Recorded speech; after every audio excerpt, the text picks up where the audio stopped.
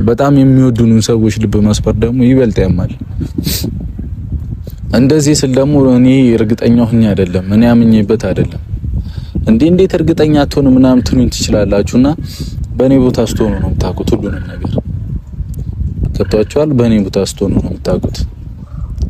እንዴት ሰው በራሱ አይተማመንም ምናምን ትሉ ትችላላችሁ። ተማምኜ ጮኩኝ ምን አልኩኝ ያለው አማራጭ ግን ይሄ ነው።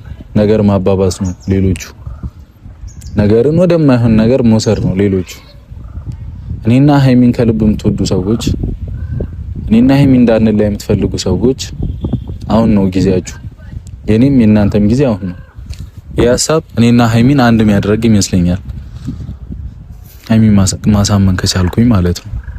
ለሷ በጣም ሊከብዳት ይችላል። ለኔም ከብዶኝ ግን ምንም ማምጣት እንደማልችል ሳስበው ያለው አማራጭ ነው ብዬ ነው ያሰብኩት።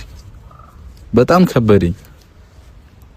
በጣም አሰብኩበት፣ ተጨነኩኝ ምናምን ግን ምንም ማምጣት እንደማልችል ገባኝ። ምንም። ስለዚህ የሚበጀው ሰላም ስለሆነ እስቲ ሃይሚን እንጠብቃትና እኔ በቃ ሃይሚ ልቧ ተሰብሮ ተከፍታ ማየት ይበልጥም ሌላ ህመም ስለሆነብኝ በቃ ማረጋጋቱ ይሻላል አይመስልም? ማይሆንም ከሆነ ኩርቴና ወቄ ቢቀመጥ ይሻለኛል አይመስላችሁም? አይደለ? ይበሰበዘ ዝናብ አይፈራም ማለት የሚባለው በቃ ምንም ማምጣት ስለማልችል አንዴ ሆኗል ሁሉም ነገር። ልጁ እስኪወለድ ሁሉንም ነገር በሰላም መጠበቅ ይሻላል እየመጡ ከመጫጫው ምናምን። ብቻ ሃይሚ እስክትመጣ አብራችሁን ቆዩ። በጣም አመሰግናለሁ። በጣም እየጣራችሁ ነው። እኔና ሃይሚ አብረን እንድንሆን በጣም እየታገላችሁ ነው ምናምን። ብቻ ፈጣሪ የልቦናችሁን ይላችሁ። ሁላችሁ በጣም ጥሩ ሰዎች ናችሁ በእውነት።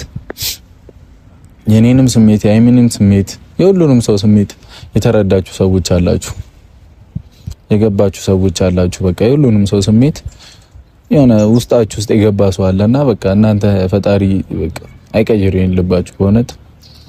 እኔ አመሰግናለሁ፣ በጣም አመሰግናለሁ።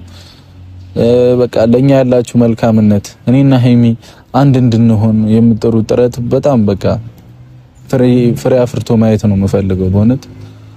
ብቻ ቅመሜ እስክትመጣ አብራችሁን ቆዩ።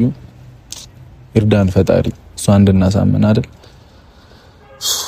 በቃ እንጠብቃት።